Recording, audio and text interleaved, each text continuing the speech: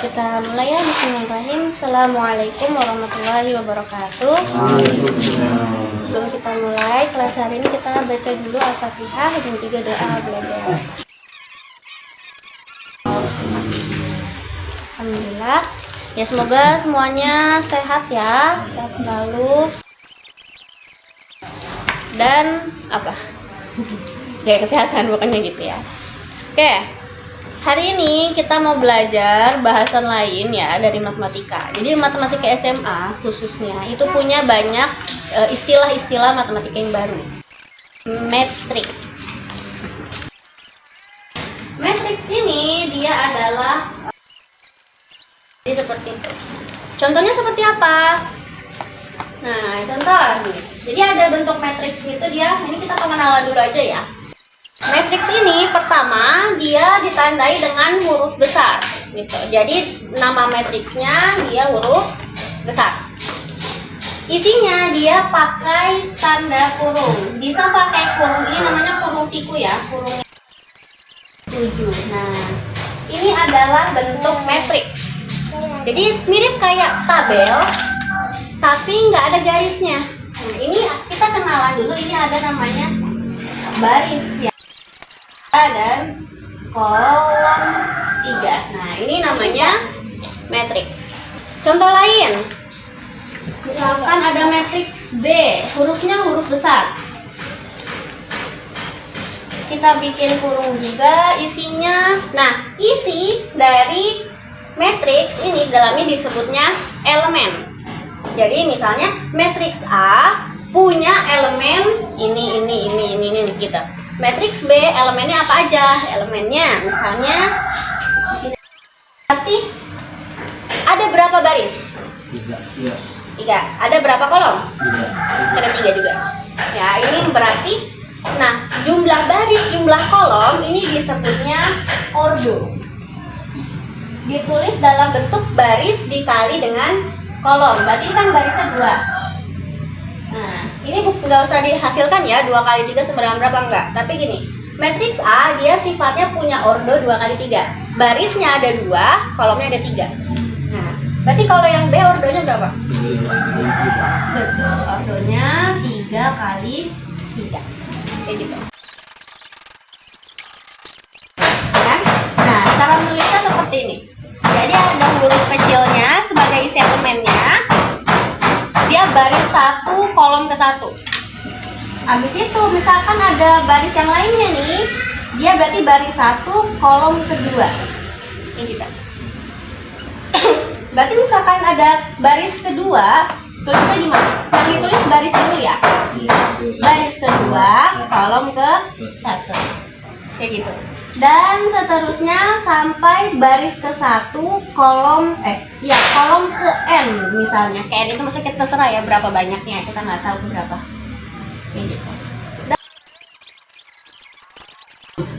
Jadi kalau ditanya seperti ini misalnya, dalam matriks B ini berapakah elemen dari B21-nya? Nah, kira-kira yang mana? 21. 3. Dari mana? 2-nya berarti dia baris kedua, kolom ke 1. Baris kedua yang mana? Yang ini ya. Kolom ke 1 yang mana? Yang ini. Yang mana nih? Nah, ini berarti. Seperti itu. Paham ya? Coba, berarti yang manakah B 1, 3? Yang 6 ya. Baris ke 1 berarti kan baris ke 1 tuh ada 3 pilihan ya, yang ini atau yang ini. Kolomnya yang ke 3 berarti 1, 2, 3 berarti yang ini. Seperti itu ya, kan ya, bisa dipahami ya. Silakan ditulis dulu, nanti kita coba pertanyaannya seperti apa. Ini kita pengenalan dulu bentuk matriks itu seperti ini ya. Itu notasi apa notasi? Notasi ya, apa ya? Notasi kurang 1 huruf. Iya, terima kasih. Matriks dia nama matriksnya dengan huruf besar, elemennya dengan huruf kecil, kayak gitu. Yang bagian apa sudah ditulis? Udah, saya hapus ya. pembahasan selanjutnya kita akan mengenal ada yang namanya transpose. Transpose matrix.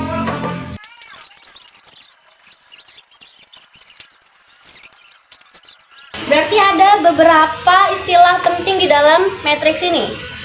Ada apa aja tuh? Ada elemen. Elemen berarti isinya harus jangan sampai ketukar ya. Baris yang mana?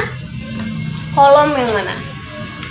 Biasanya kita pakai tabel ya. Kalau kita menulis sesuatu di tabel, kan kita ada ininya ya. Nah, ini kan tabel kan. Nah, ini barisnya, ini baris. Nah, ini kolomnya. Gitu. Untuk mengingatnya kita biasanya pakai tabel. Nah, setelah kita mengetahui tentang ini ya, ada matriks, ada ordo, kemudian ada transpose dan lain sebagainya. Ini masih pengenalan matriks. Nanti baru kita masuk ke operasi. Operasi itu matriks. Sama di matriks tetap nanti ada penjumlahan, ada pengurangan, perkalian, kayak gitu. Nah, ini gimana Kak caranya? Sama sebetulnya fungsinya untuk apa sih matriks ini? Ada yang kebayang nggak sebetulnya fungsi matriks ini untuk apa? Untuk tabel, betul. Ya, jadi untuk tabel. Terkadang kalau kita membandingkan dua tabel nih, misalkan harga belanja di toko ini tahun 2025, harga di toko yang sama tahun 2026. Begini. Nah, menghitungnya kalau di dalam matematika kan sebetulnya ada caranya. Nah, untuk memudahkan perhitungan ini, dia bisa disusun pakai cara matriks ini, kayak gitu. Lu mohon maaf ya, saya batuk-batuk, tenggorokannya gatal. Gitu.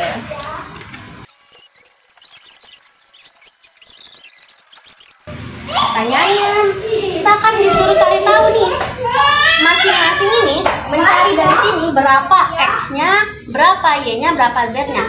Kita ketahui dulu kan, kita bisa ngeliat perbandingannya ya. Kita lihat dari baris ketiga aja. Oke, kita lanjut ke penjumlahan dan pengurangan matriks. Ini saya hapus ya.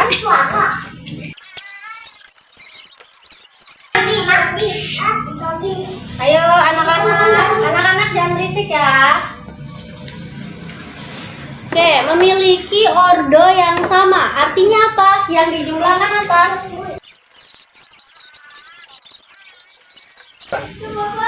Bagaimana kalau kita mau menjumlah A ditambah B? Berarti yang letaknya sama ditambah dengan yang letaknya sama. Contoh, baris 1 kolom 1 ditambah dengan baris 1 kolom 1 di yang matriks B, berarti 2 ditambah 6. Terus yang ini 4, seperti ini. Dipahami ya? Begitu juga dengan pengurangan ya.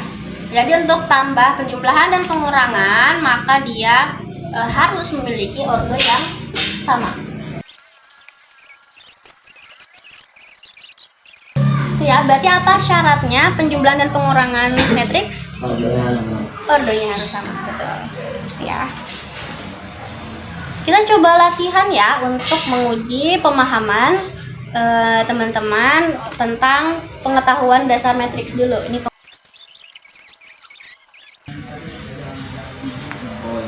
C21 itu elemen di matriks C, baris kedua, kolom ke-1. Ya. Terus, matriks C-nya yang mana? Iya, ketika sudah ditambah. Berarti jika A, oke, sudah bisa dipahami semua? Ready? Aman ya? Yang penting kita mengetahui elemen mana ditambah dengan yang mana, sedikit ya, letaknya harus sama. Kemudian bentar ya, kita harus bersihkan kerongkongan, tenggorokan. Untuk matriks sendiri ini dia punya jenis-jenis ya.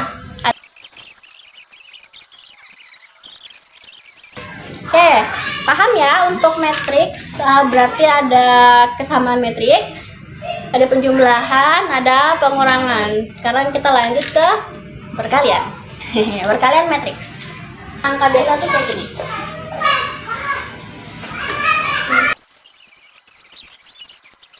Ya, jadi nanti kita lanjutkan lagi insya Allah. Insya Allah mah bisa dipahami ya. Konsepnya bisa dipahami tentang penjumlahan matriks dan juga perkaliannya. Tapi memang harus ketelatenan. Sama mungkin nanti tambahannya dia ada topping materi lain aja gitu, kayak pecahan segala macam. Berarti kan kita perlu untuk membuka materi selain materi ini. Tapi alhamdulillah, insya Allah kalau pemahaman tentang konsep matriksnya sudah bisa dipahami sama teman-teman semua. Mudah-mudahan bisa jadi ilmu yang bermanfaat. Alhamdulillah. Assalamualaikum warahmatullahi wabarakatuh.